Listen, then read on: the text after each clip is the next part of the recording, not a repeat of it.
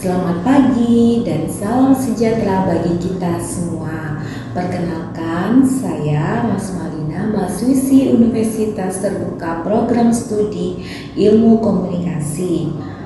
Pada kesempatan ini, saya ingin berbagi informasi pentingnya edukasi tentang HIV/AIDS. Tahukah Anda, setiap tanggal 1 Desember kita memperingati Hari AIDS sedunia. Tentu dari kita semua pernah mendengar dan menerima informasi seputar HIV di media sosial, televisi, ataupun di informasi layanan kesehatan. Melalui pidato ini, saya ingin mengajak kita semua untuk kenali, peduli, dan stop HIV/AIDS mulai dari diri kita. Lebih dekat kenal dengan HIV. Apa itu HIV? HIV itu yaitu virusnya. Virus HIV, Human Immunodeficiency Virus, adalah virus yang menyerang sistem kekebalan tubuh untuk melawan penyakit. Sementara AIDS adalah Acute Immunodeficiency Syndrome, adalah sekumpulan gejala yang timbul akibat penurunan daya tahan tubuh yang diakibatkan oleh infeksi HIV. Bagaimana caranya virus ini bisa menular? Virus HIV terdapat pada cairan tubuh manusia, yaitu darah, sperma, cairan vagina, dan ASI. HIV bisa menular melalui cairan tubuh tertentu seperti saat melakukan hubungan seksual vagina atau anal dengan orang yang terinfeksi HIV. Selain itu, penggunaan jarum suntik narkoba yang terkontaminasi darah orang yang terinfeksi HIV juga beresiko. Begitu pula penularan dari ibu yang terinfeksi HIV ke anak saat melahirkan atau melalui ASI. Virus HIV mudah mati di luar tubuh manusia, maka HIV tidak dapat ditularkan melalui kontak sosial sehari-hari seperti bersenggolan ataupun menyentuh, menggunakan alat makan yang sama, berjabat tangan, berpelukan, melalui bersin atau batuk, serta tinggal serumah dengan orang yang terinfeksi HIV, berenang, dan menggunakan toilet yang sama, gigitan nyamuk atau serangga yang sama. Saat ini, temuan kasus HIV tertinggi di Indonesia berada di 3 provinsi, yaitu di Jawa Timur, DKI Jakarta, dan Jawa Barat.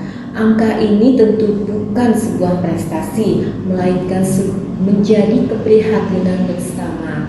Data tersebut menunjukkan bahwa penyebaran HIV di Indonesia masih menjadi tantangan serius yang harus kita hadapi secara bersama-sama, baik oleh pemerintah, tenaga kesehatan, lembaga sosial, maupun masyarakat.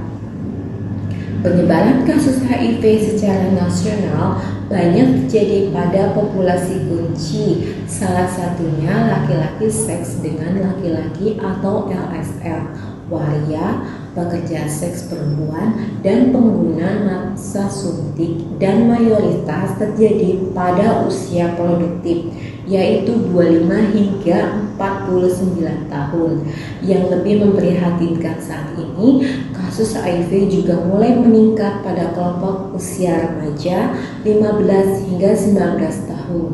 Hal ini menunjukkan bahwa edukasi kesehatan reproduksi, pemahaman tentang perilaku berisiko, serta pentingnya pencegahan HIV masih perlu diperkuat, terutama di kalangan generasi muda. Secara pribadi, saya terjun langsung dan aktif bekerja di bidang HIV/AIDS melalui sebuah lembaga swadaya masyarakat dan menjadi pendamping sebaya bagi orang dengan HIV atau ODIF.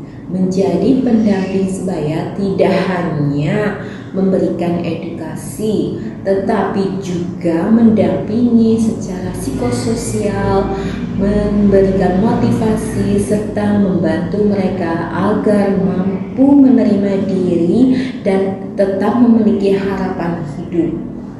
Saya menyadari bahwa tantangan terbesar yang dihadapi orang yang hidup dengan HIV bukan hanya soal penyakit, tetapi juga stigma dan diskriminasi dari lingkungan sekitar. Banyak dari mereka merasa takut dikucilkan, bahkan kehilangan kepercayaan diri. Melalui kesempatan ini, saya ingin mengajak kita semua untuk lebih peduli terhadap isu HIV. Mari kita hentikan stigma dan mulai membangun empati. HIV bukan hanya persoalan medis, tetapi juga persoalan kemanusiaan. Edukasi, dukungan sosial, dan kepedulian lingkungan menjadi kunci penting dalam upaya pencegahan dan penanganannya.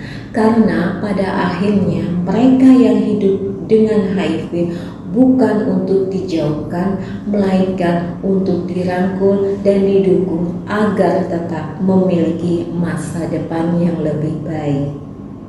Terima kasih atas perhatiannya. Salam sehat untuk kita semua. Wassalamualaikum warahmatullahi wabarakatuh.